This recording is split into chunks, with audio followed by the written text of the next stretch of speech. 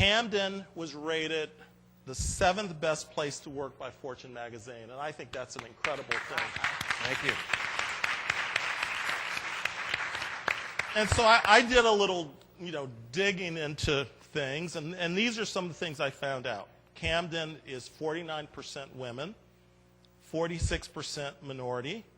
You pay domestic partner benefits. And then when I read more, and these articles with Fortune, you have all these message boards. And then so I started reading many, employees that talked about their experience, very, very positive, and I rate 10 or 2, but, that happens. But more good people, and there had to be, I don't know how many, that the equivalent of Rick rocks. And, spelled a whole bunch of ways, which Rick spells it R-I-C, but R-I-C-K, and, Ricky, and all, But why are you a great employer? Is it because of, I want to hear some of the things that you do, and particularly talk about your diversity, or is it just because you rock? Well, thanks, Daryl. Rocking takes a long time, and it takes a lot of effort, okay? And when you get down to it, diversity is a huge part of it. There's no question about it. And when we talk about diversity, I think a lot of people will sort of bristle and go, well, yeah, that means I have to hire less quality employees, right? Which is not right. That's a fallacy. But the Fortune list for us was a sort of validation of our culture that we built over a number of years. And when you think about what creates a great culture and a great place to work, it's really about trust, and the trust between the employees and the employer. And the trust is driven by sort of a few dimensions. One is credibility, respect, and fairness. And then that leads to a couple other dimensions, which are pride and camaraderie when you get down to it. So when you think about credibility, what is credibility? You can think about these terms, but what credibility does, and what we do at Camden is, credibility is about communicating effectively to your people, giving them the information about what the plan is, and having them be true partners in your organization, and also being credible in the conversation, and that's fundamentally do what you say. If you don't do what you say, then you blow credibility big time. You communicate in a lot of different ways. This is a major communication that I use. I have 5 or 6 different versions of this shirt. I wear it every time I address my troops. Today I toured properties in the morning, and and everybody knows who I am because I have my name here. Okay, so with that said, and we picked up cigarette butts and a bunch of stuff here and there, and even they shouldn't have been there, but they were. They were warm, so they were new. But this is major nonverbal communication. It shows that I respect and have pride in my people that serve our customer every single day. And that comes out, and you get a long-term value proposition from that.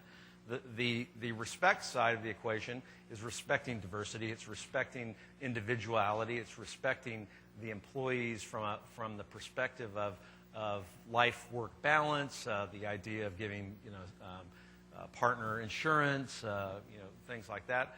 That's respect.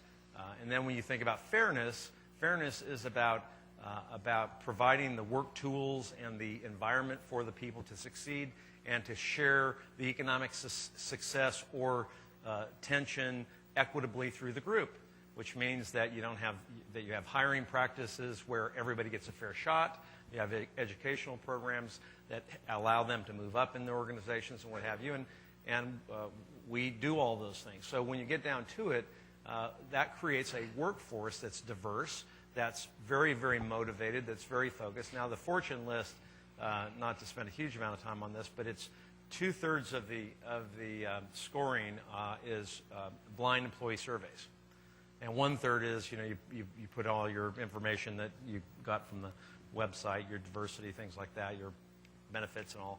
And the interesting part of it is that so you can put a pretty good resume together on that 1/3, but if your employees don't believe that it's 60 questions, and if they don't believe it's a great place to work, then you're toast. You're not going to get on the list.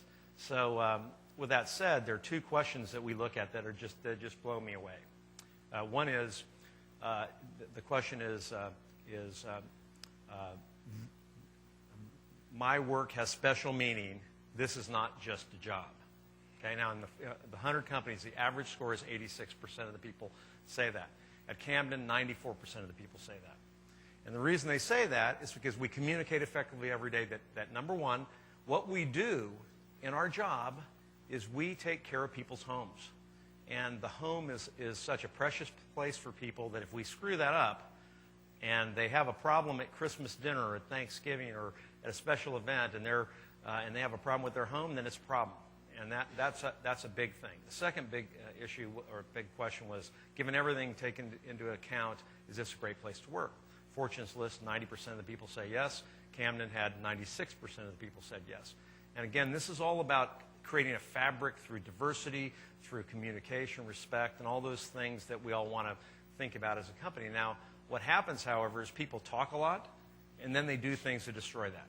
So like during the downturn, we had a downturn. Did y'all know that? Unfortunately, I started the downturn in my first year as chairman of NMHC in 2008. But with all that said, you saw a lot of people do things during the downturn that were not respectful or were not equally, did not create equity within the corporation, within the company.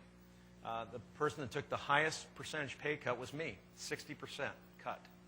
I didn't cut any on-site salaries or any on-site bonuses, and all the VPs, from top VP to middle VP to director, all took cuts as well, but in smaller amounts. And we didn't cut 401k plans. We didn't cut employee stock purchase plans. We didn't do anything that would be negatively construed by our teams. And then the other big thing I think we did was we, and this is in the time, at the time where our stock price went from $80 a share to $16. Everybody was worried about us going bankrupt. We laid off 150 people. We stopped a $1 billion construction pipeline, filled holes into the ground that were not out of the ground yet because it was prudent to do. And at the same time, we went from number 41 on the Fortune list to number 10, and then to number 7. With all that pain, because the pain was measured, it was communicated effectively, and it was taken by the top people the worst. And that's what this whole credibility and idea is with that. So with that, that's how you get a great place to work. Say what you say, communicate, and then do what you say.